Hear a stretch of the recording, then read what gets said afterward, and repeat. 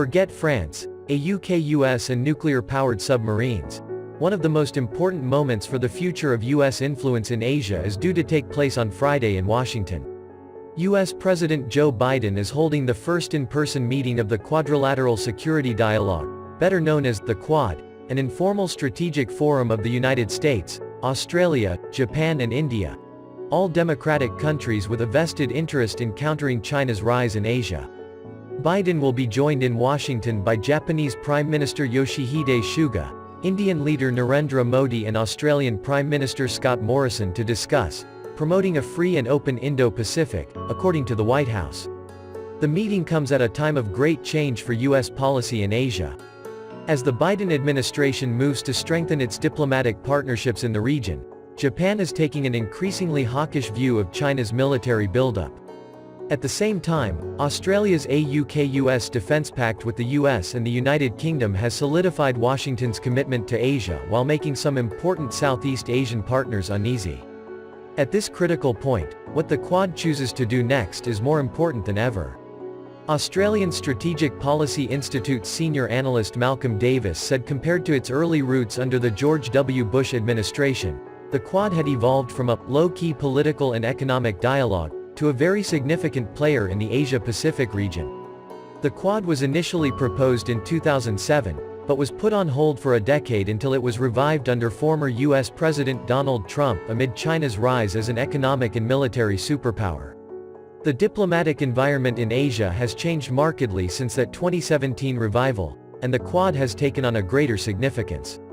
In April 2020, relations between Australia and China took a major downturn after Australia's Morrison called for an independent investigation into the origins of COVID-19. Beijing retaliated by imposing punitive restrictions on Australian goods and the relationship is yet to recover. Meanwhile, ties between Washington and Beijing that deteriorated under Trump have faltered further under Biden as the U.S. solidifies its diplomatic partnerships in Asia with a view to containing China. The new American outreach was enthusiastically welcomed in Australia, and earlier this month the two governments joined the UK to announce a UK-US, an agreement by which the three nations would exchange military information and technology to form a closer defense partnership in Asia. Japan has also welcomed greater U.S. involvement in the region.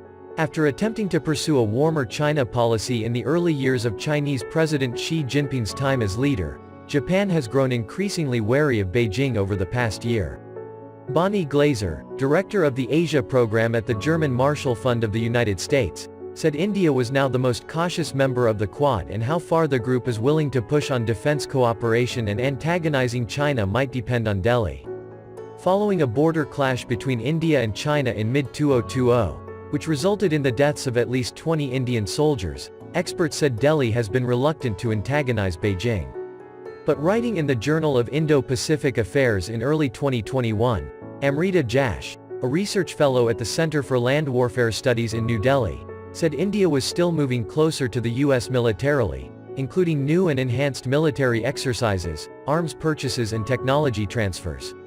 Glaser said there was one other determinant in how far the Quad would be willing to go in opposing Beijing. Another factor is China's own behavior. The more willing China is to threaten other countries' interests, threaten economic coercion, the more countries will be willing to push back, she said.